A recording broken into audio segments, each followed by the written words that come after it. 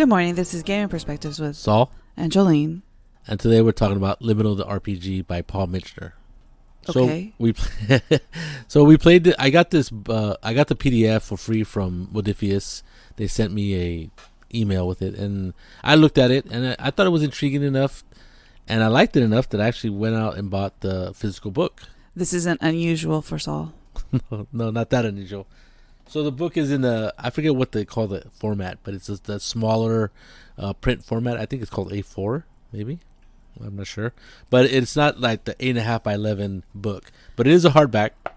So it's a nice little size book. Kind of call it a digest size, but it's not quite the Reader Digest size because I think Reader Digest is a little bit smaller. I think it's pretty cool, the size. And so what is Liminal? Liminal is an investigative game, more or less, where players play people who are known or woke, would be a modern current term, which I don't really like. But another term would be awakened to the hidden world. What happens is, for whatever reason, you know that there is the mundane world, like everybody else knows, and then there's the hidden world. Kind of like Harry Potter-esque in a certain sense, right? I forget what they call the mundanes. Do you remember, honey? No. Muggles. It's just like in Harry Potter, there's this world out there that most people do not know of.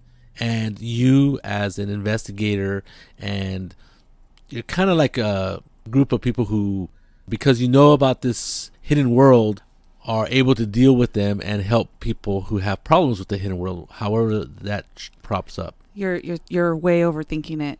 Think about it as like the Dresden Files or Supernatural. Yes, you're right. That's perfect. Or if we go way back, Carl Koschak and Night Stalker. Okay. Remember that show? So exactly, it's a mix. It's a mash of all those shows, and that's basic what you are. You're not working for the government. You're like just a group of people who are together for a common cause, and that is to help people who are having problems with aspects of the hidden world, whether it's a ghost, whether it's werewolves, vampires, crazy fae, all that stuff. I wouldn't call fae crazy, by the way. Okay. You're probably right. The game is super simple. It uses kind of like a strange adaptation of the Traveler 2d6 rules, where you roll 2 6-sided dice, you add your skill, and you try to hit a certain target number. And that's where it deviates from Traveler. Well, no, in my opinion, Traveler is exactly that. You get but after that, there's yes. no crazy Traveler stuff. Well, Traveler, that's all there is, right? Then in this game, what's pretty fascinating is that there's only 2 traits. There's endurance and will. There's 3 types of skills. And endurance is like hit points, and will is what you use to do stuff, right? Right. And either one of those hits 0, then you're basically out of the game or knocked out, or depending on which one it is. And then there's 3 different types of skills. There's mental skills, physical skills, and social skills. And each of those skills has 7 of each under that umbrella, each of those umbrellas. And that's pretty neat. I mean, it makes it super simple in that sense.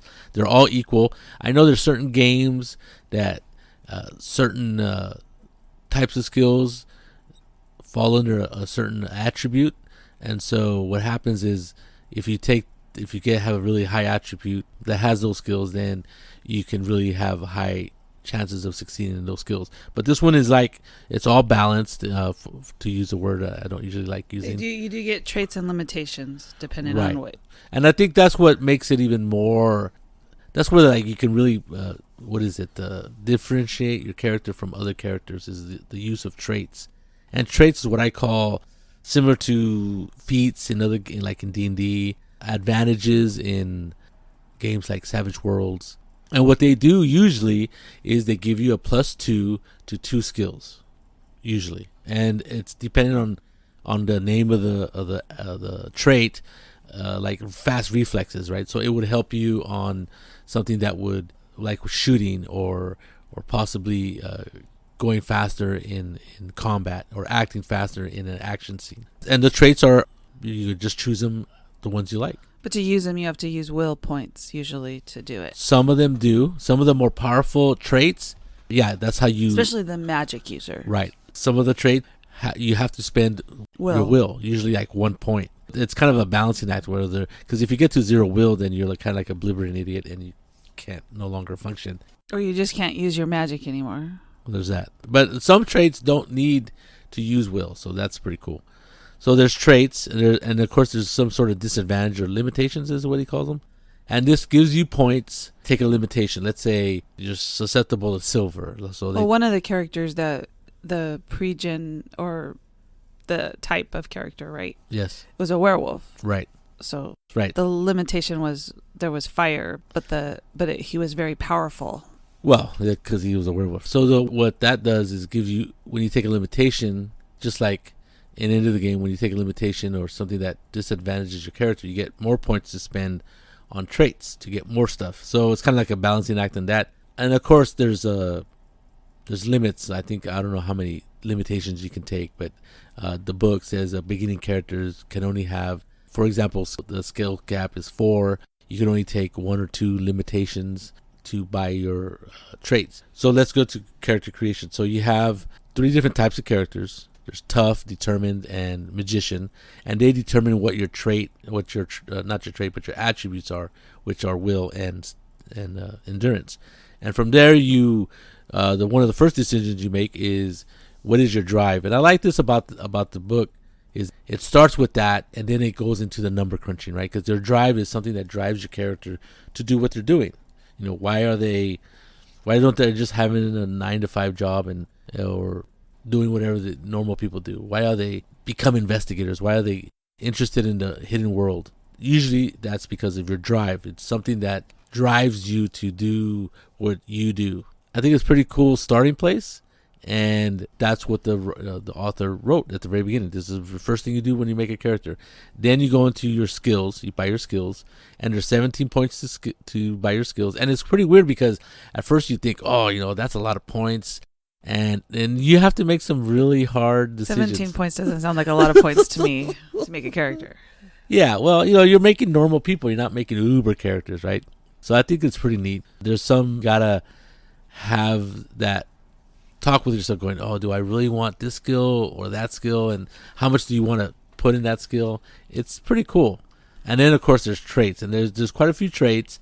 And some of them are really cool and some of them are really neat, and there's that. I only have 5 points to spend, and most traits cost 1, some traits cost 2. The more obviously the more powerful trait costs 2 points, and then there's a limitation if you want to take one. And I think that's all there is to making a character. Bada bing, bada boom, you're done. How do you get your will and endurance? It depends on your type of character you are. You're determined. What did I say? Determined, magician, and tough. That might sound like a silly question, but he handed me the character she'd already done. So right. So they do have pre-gen characters in the book, so that's pretty neat, and you could use those to. I like using pre-gen characters simply because a lot of my players are lazy, or don't have the time to make a character. And if it's a one shot, or they think it's not something that is not going to last a long time, they don't really want to get into having to read a book and do this and that to. A lot of times when you do a new game, though, it's good to have pre-generated characters for your players, because that way they can choose the kind of character they think they want to play, and they can try it, right? And usually the pre-generated characters are balanced versus you trying to make something that's unbalanced. Or that you don't, because you don't know the system, so you would be making it up. I understand. That's true, but even then, I think my brother and Sip made a character, right? I think they made their own. Yeah, they're old school, cray, but whatever. Old school.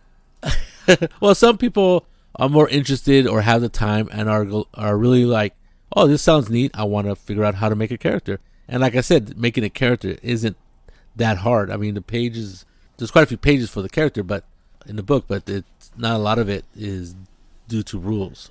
Yeah, it's very interesting. I really liked it. I liked the character. I played a pre-generated police officer character. Oh, you played the cop. That's right.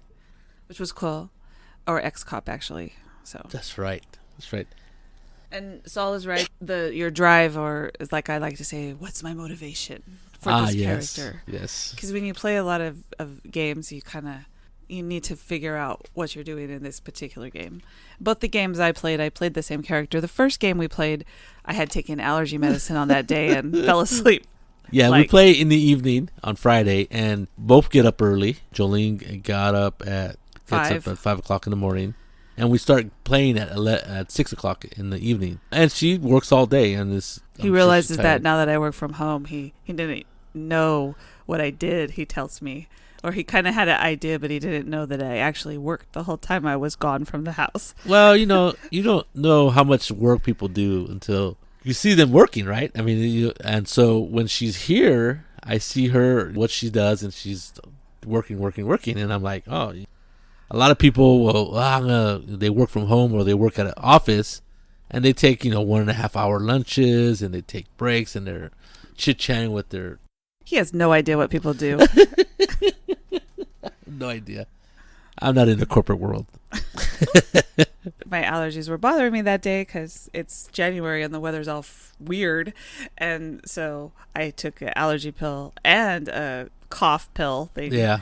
And so by 7 o'clock or 7:30, I was falling asleep listening to the guys play, because the Friday night group are the people that I've known since I met Saul and his people from when he was a kid. So right. So listening to them I was following You're the lulled to story, sleep with but the... I was like, I was trying to talk, and I realized that my eyes weren't open.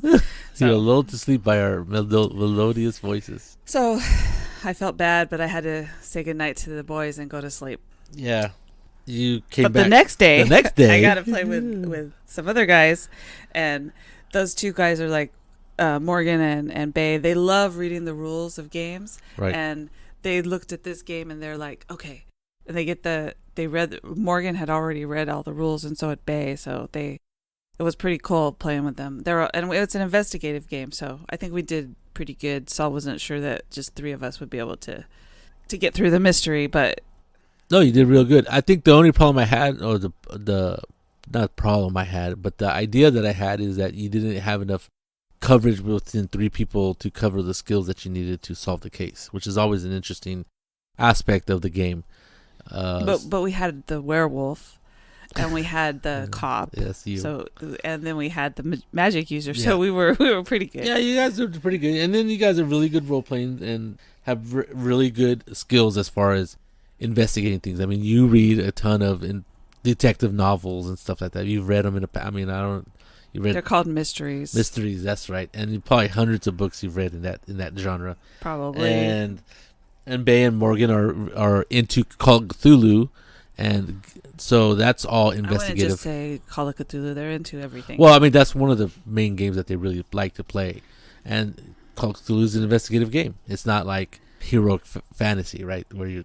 Liminal reminds me most of Dresden Files. Yes. The idea of and the hidden world. When Saul says the hidden world, it's the stories you grow up with when you're a kid, right? The Halloween stories when the veil to the other world is thin and things like that. So it's and then it's set in England or Northern Ireland. We played in London. It's set in England. Yeah. Yeah.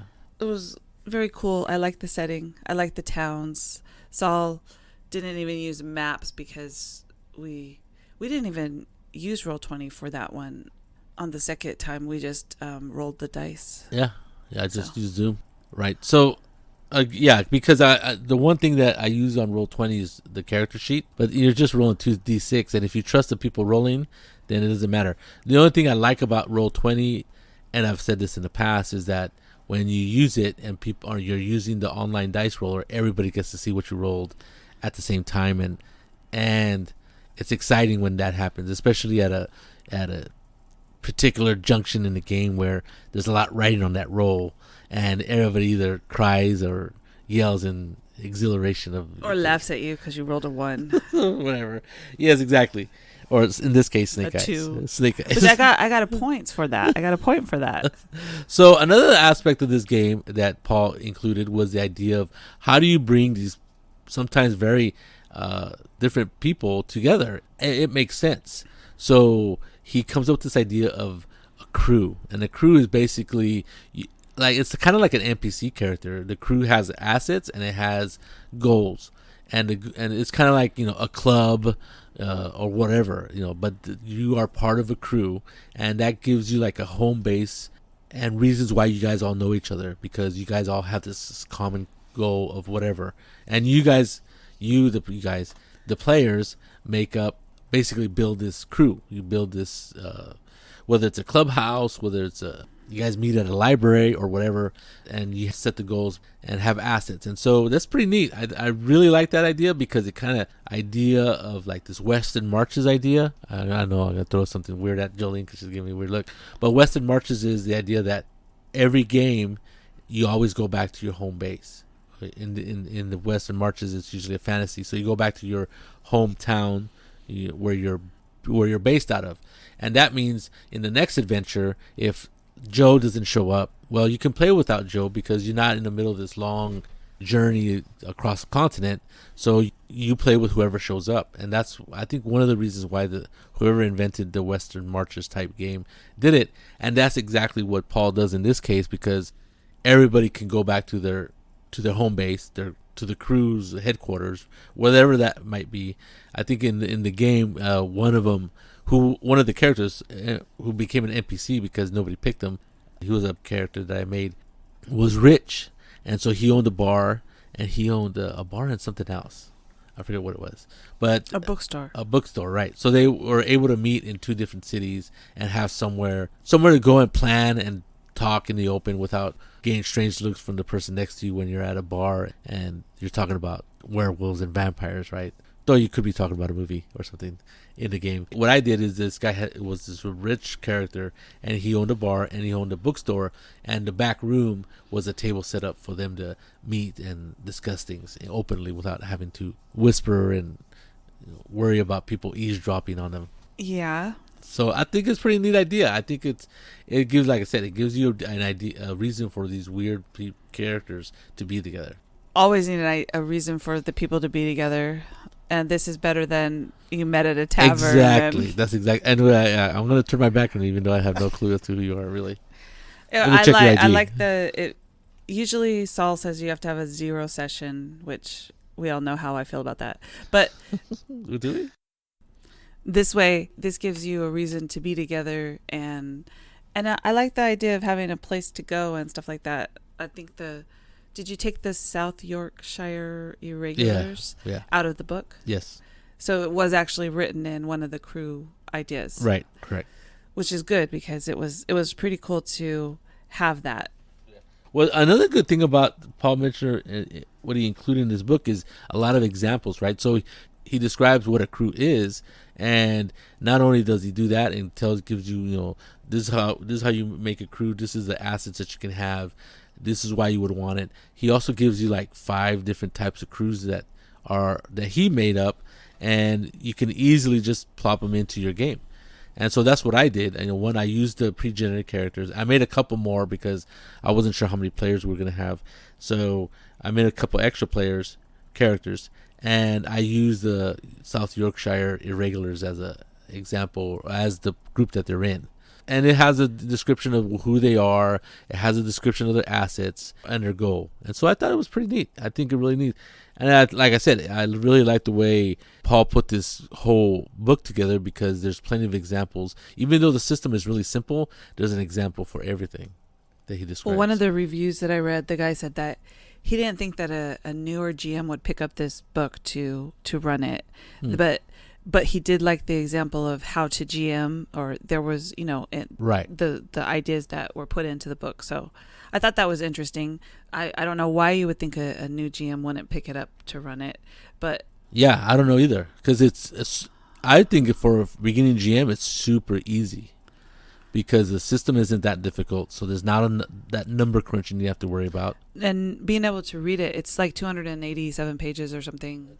And it's pretty. It's a nice book. There's a lot of art. Not only the art, but the examples, the descriptions, the rules. I think we did come across not a rule that we were confused about, but Bay and Morgan always read the rules very carefully. That was 261 pages, and then it has a few pages of like art of the game. Yeah, I think the question was whether certain trait of theirs used will or not. And Yeah. that's what we had to look up. Yeah. And we talk about trying not to use the rule book in play. Except when it's a new game, you have to use it. Yeah, right? because you can't memorize everything. And so one of the questions was, well, does this take will or not? So we bust open the book and look it up, and sure enough, I forgot what the answer was. Whether we did. all had PDFs because we're playing on Zoom, right? So everybody has their computer up, and you have Yes. well, actually, I think Morgan had the book or the PDF. Morgan always buys it in PDF first, yes. so. I think they all had the PDF. Yeah, I had the PDF up because my question was, when you're fighting, does the person you're fighting get to roll opposing roll? Yes, and that is correct. Saul gave me the let me look it up, so I looked it up while he was talking and told him what it was. So, and it's which true. I really liked that because when you're playing a new game, and everybody's learning the rules at the same time, it's easier if the rules are explained well. Yes, I did know that. I don't know why I just couldn't remember at the time. Anyway, it is a nicely written system book. So what's included in the book is quite a few descriptions. First of all, the rules section is very short. There is, I think, 10 pages of rules total, and that's it. The rest of it is descriptions of locations in England. One even has a couple alternate cities. One is Berlin. One is somewhere in North Carolina. I forget the name of it. Fayetteville, yes,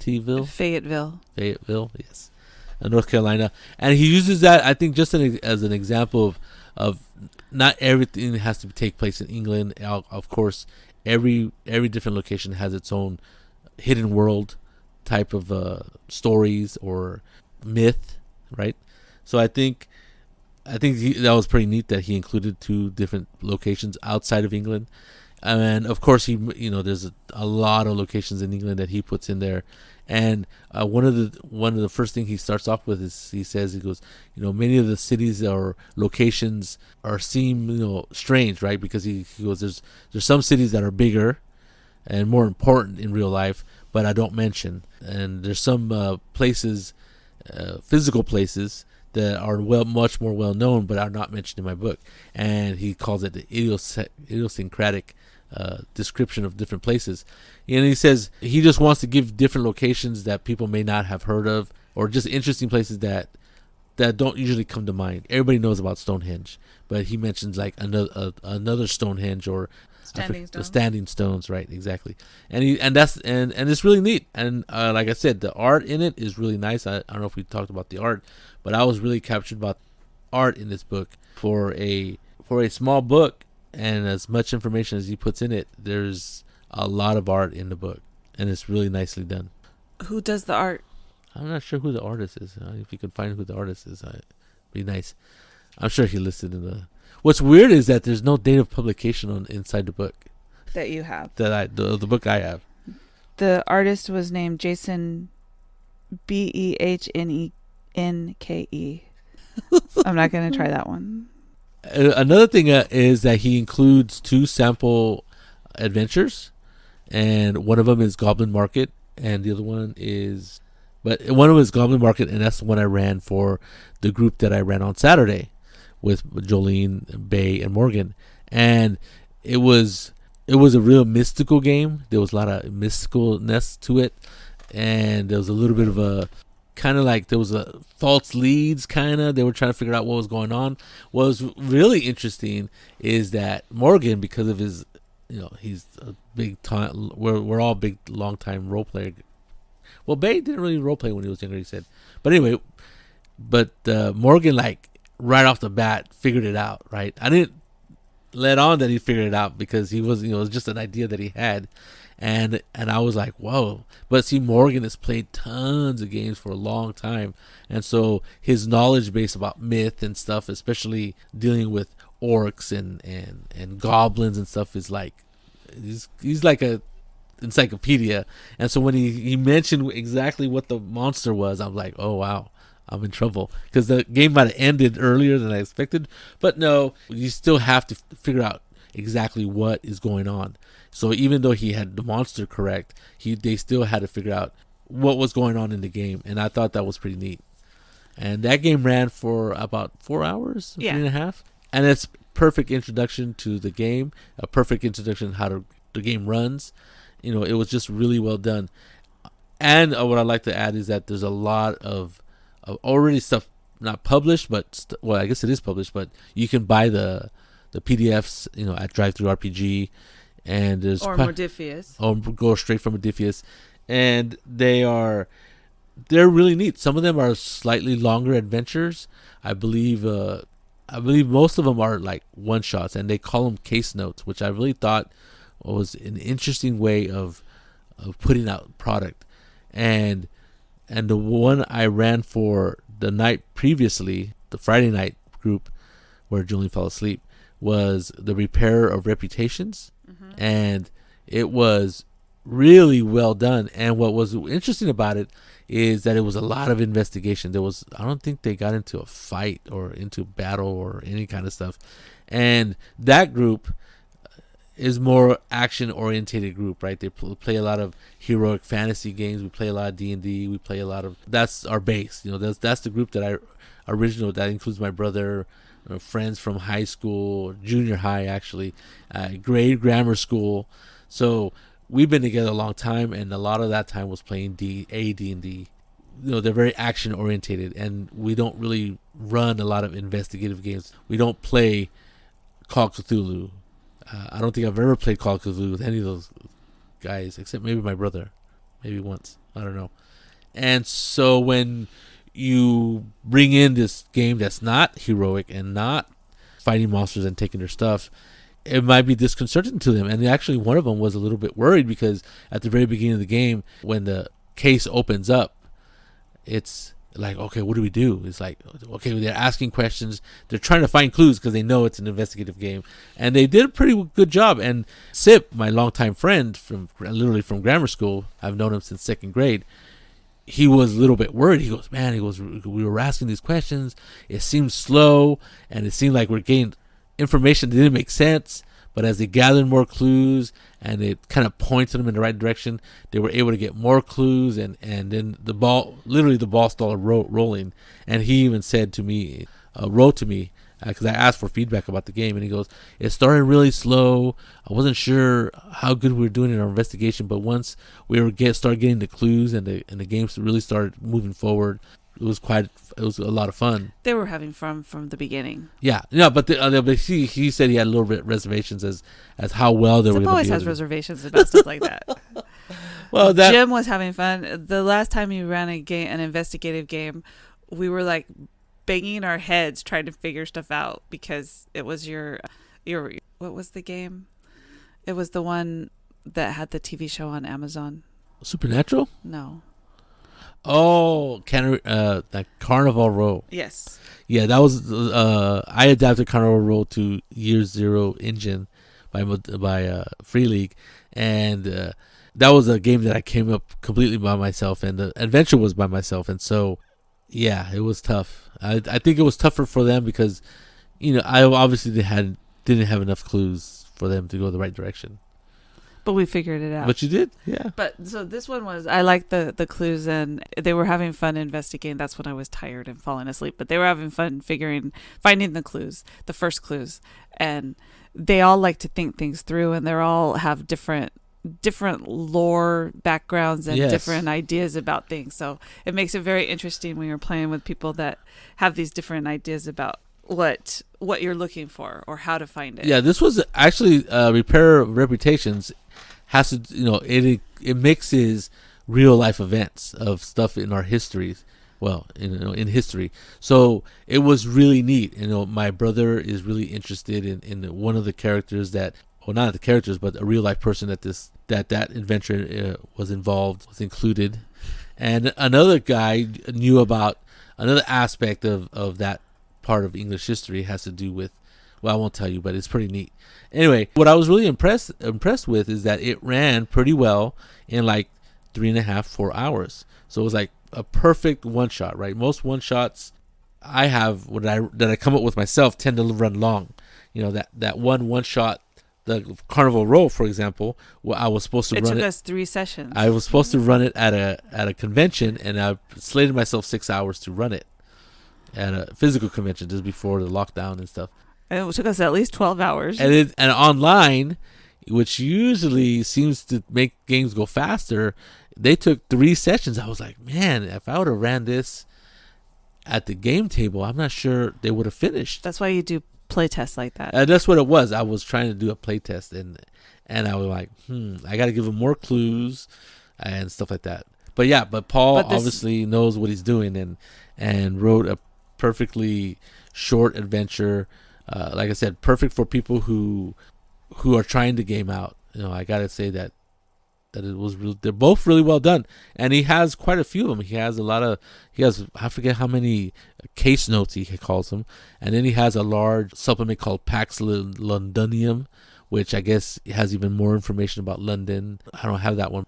Just remember when you play this game that the vampires and werewolves are very powerful, so you want to be nice. Cautious at the very least. Cautious, yes. What do I like about this game? First, the book is really... So far, you've liked everything about the game. So the book is really nice. I like the art. It's very well written. I like I like that the fact is that the rules are literally 10 pages, and in those 10 pages, there's examples of everything that you need to do. There's examples of everything. There's a crew. Here's an example of there's 5 different crews.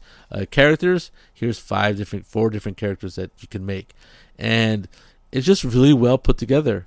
I don't know if it's his first game that he's published by himself, but he did a really good job. I know he's worked on other projects, RPG projects, but I think this might be his first Kickstarter that he did by himself. But Saul could be totally wrong. I could be totally wrong. And just a note, I think he has another. I know he has another Kickstarter called Out of the Ashes, which is coming out. I think it's like he probably has like 10, 12 days. 16 days. 16 days as of today. So hopefully check it out. He's already passed. It's already funded. You're just working on stretch goals now, I think. And instead of the 2d6, he's going for a 2d10 system. I think to give more variety and give you that wider margin of from failure to success. I think it's pretty neat. Check it out. It's on Kickstarter. Out of the Ashes by Paul Mitchener. Out of the Ashes: Adventures in a Broken World. It says. Looks like a pretty interesting game. I don't have anything bad to say about the game. I'm just like, I liked it. My friends liked it. The both groups that I ran it for, I asked for a little bit of feedback, and all of it was positive. There was nothing wrong. They said they wanted to make their own characters. Some of them that didn't, or they wanted to tweak the character because now that they know how the game runs. And I think I'm going to run another session this Friday coming up with my Friday night group, and I think it might be a hit. It might be a hit with my group. This is true. It was a good game. So the half game that you played, the players were pretty happy, you said, and pretty excited, or were doing well. And then the full game that you stayed up all the game. I usually stay awake for all the games. Yes. You had a good time. Yes. So there you go. There it is. I think you should go out and buy it if you can, or find it. Find it. It's easy. It's available from Modiphius website. The PDFs obviously are available from Drive-Thru RPG And Modiphius, because I just looked and at Modiphius, it. yes. And you might find it at your local game store. There you go. This is Gaming Perspectives with Saul and Jolene. You have a good day.